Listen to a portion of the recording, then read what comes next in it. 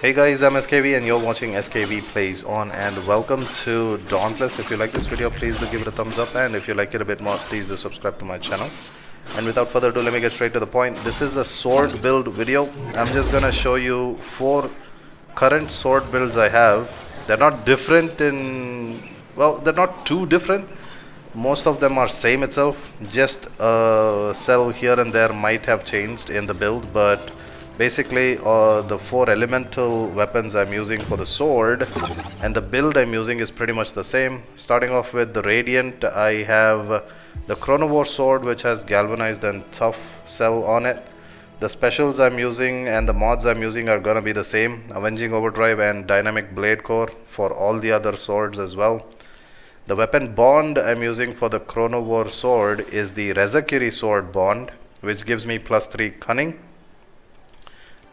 The Skullforge helmet has the tough cell. The Thrax chest piece has the galvanized cell. The Boreas arm has the tenacious cell, and it also has by default tenacious +3 as well, so it's a +6 tenacious. And then the Chronovore boots gives me +3 pulse, and I added another +3 pulse cell on it, so a +6. So the lantern, of course, for all the builds of the sword right now, which I'll show, has the Skarn lantern itself with the energized cell. And this Skarn lantern goes well with the galvanized, because galvanized, what it does is it increases my crit chance and crit damage depending on the amount of shields I have. So for every 50 shields I get 1% extra bonus crit chance. So the more amount of critical chance I get, the more amount of crit strike damage I'll be able to execute. So that's why I'm using galvanized along with this lantern, so that I get shields from the Skarn lantern. You guys could use Zeal as well, +3 instead of energized, but it's up to you. Zeal kinda improves the effectiveness of the lanterns, obviously. And of course, Omni Cell is always gonna be Iceborne, because I'm using Iceborne to gain health back if in case I lose it. I need my health to be maximum so that my tenacious is going to give me extra amount of damage depending on the amount of health I have. Every 100 points of health I have, I get 2% bonus damage from that. So you can stack it up. I have 1700 health on the top left, you can see 1700 into 2. You guys let me know what the number of percentage of damage I can get as bonus. Now this is the build I have pretty much, and the same build goes for the others as well, except because of the weapon bonds. As you can see, some of the weapon bonds have different stats. So for Umbral I have +3 Assassin's Frenzy, so I had to kind of jumble up a few of the cells here and there, and you can see the difference. Here I have +6 tough, here I have +3 tough, which means I could not use tough cell, one of the +3 tough cells I had to sacrifice, but I do get attack speed every time I break apart, so that's a good deal. And then of course it is a Riftstalker bond, so I'll be getting extra damage when I have extra Stalker orbs, the purple orbs that spawn whenever I do damage. That's going to stack up and give me some more DPS. And of course the Blaze also, it's a similar build, but here instead of +3 tough cell and Assassin's Frenzy, I ended up getting Aether Hunter, because I'm using the Charog weapon bond for the Blaze weapon, the Torgodoro legendary weapon. And of course for the ice, I'm using the Urska weapon, the main, and the weapon bond is the Frost Wolf, which has galvanized +3. That's the reason why I had to make a few changes here and get galvanized chest piece, and I added a tough cell here. I have +6 tough cell here. If you want, you can sacrifice, just like the Blaze weapon, if you want you can sacrifice the +3 tough cell, one of the +3 tough cell, and add Aether Hunter, and you can have the same build as the Blaze one on the ice one as well. So but yeah, pretty much the same build, but just make sure that the cunning, galvanized, pulse and tenacious are at +6. The others can be at +6 or +3, and because of the level I'm at, I'm going to an island which is very hard for me, as you can see.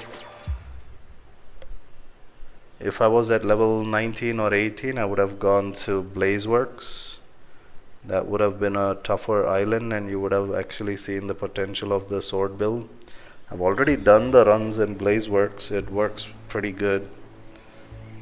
And besides, if most of you want extra damage, you can obviously use discipline cells, but you will have to be really good at dodging if you're using discipline cells. Seems like we do not have any umbral type, so I'm gonna show you what it can do against a level 15. I'm a level 10, this one's a level 15. You can see the numbers already.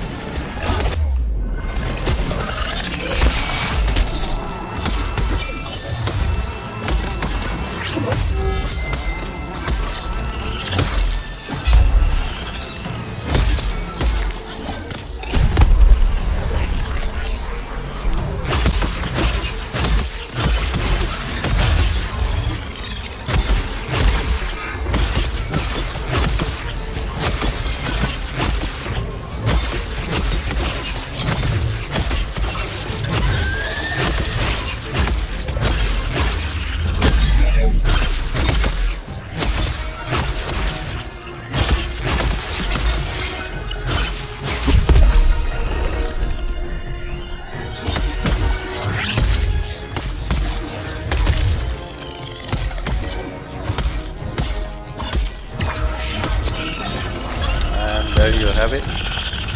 That was a Radiant versus this one. Let's see if we can get a Umbral type Behemoth.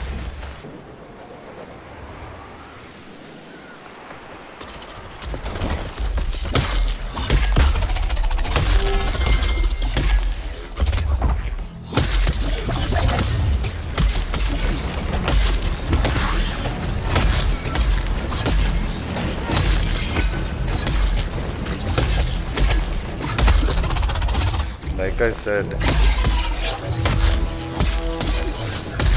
damage is higher when it's opposite elemental type of behemoths to your elemental type of weapon.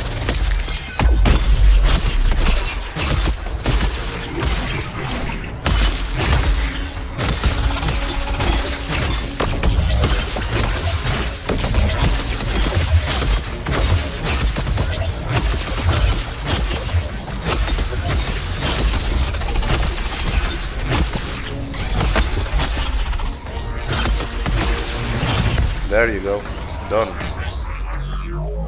That was the Radiant versus Umbral. That was pretty quick.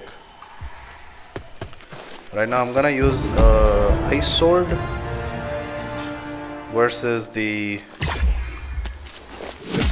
Charug. The Ice Sword versus Charug, which is a Blaze type. You'll be able to see the differences.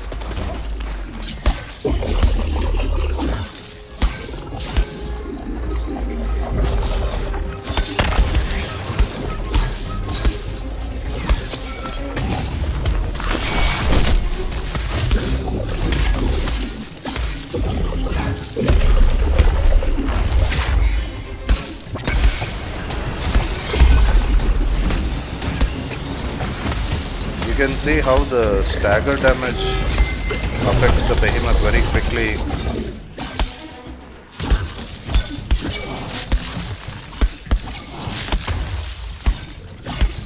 And of course you can always use to freeze him up a little bit.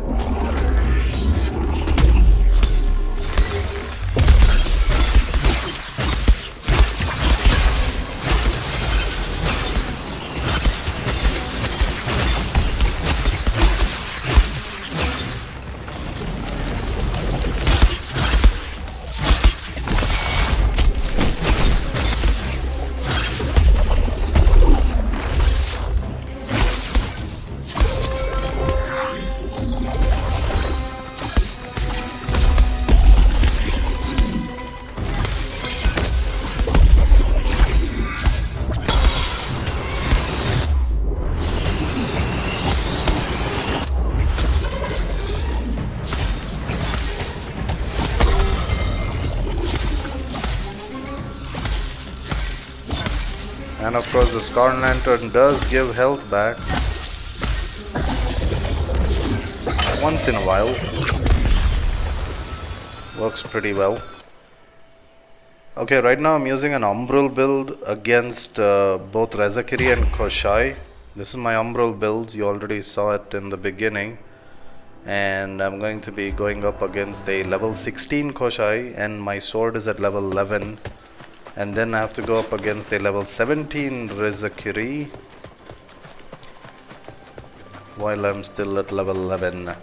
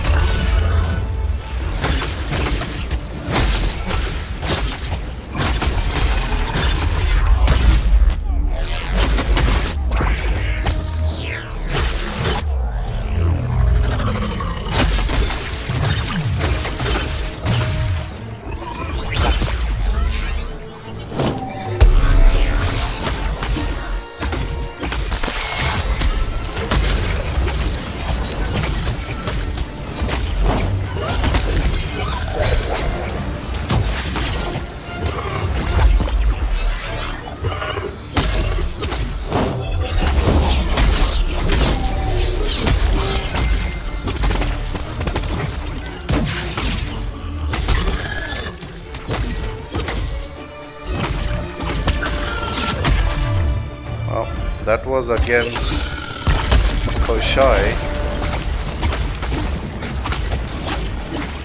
And now going up against a Rezakiri level 17. Hopefully it stays on for a bit.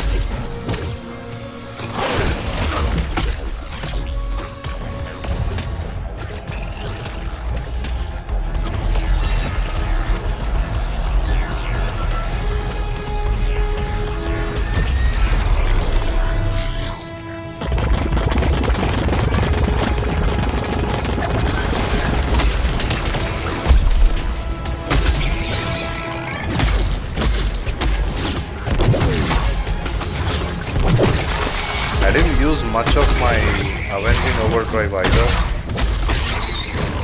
but you can see even without using the special of the weapon I was able to take it out. So that was the Umbral versus the Radiant.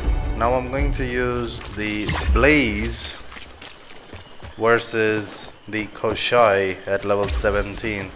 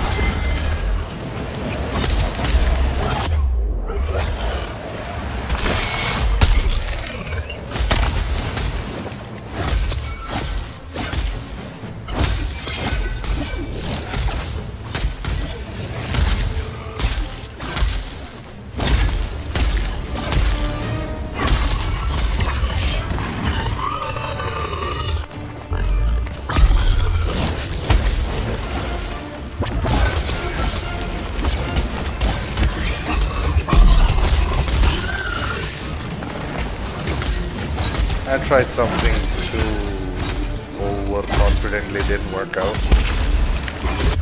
I should have just stuck to the basics and wait for it.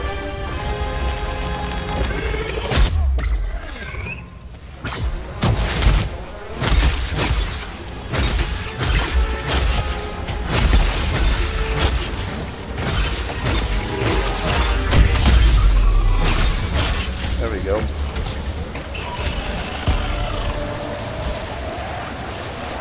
That's about it.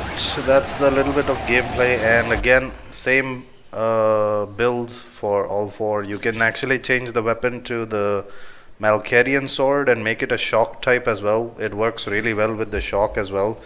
I'm not showing the shock because, well, you guys try it out. You'll actually have a lot of fun with the shock one. Anyways, that's about it. Thank you for watching, and as always, you guys keep smiling. I'll see you guys next time. Until then, a sayonara, a tata, a see you, and a bye bye. Please stay safe and always keep smiling. See ya.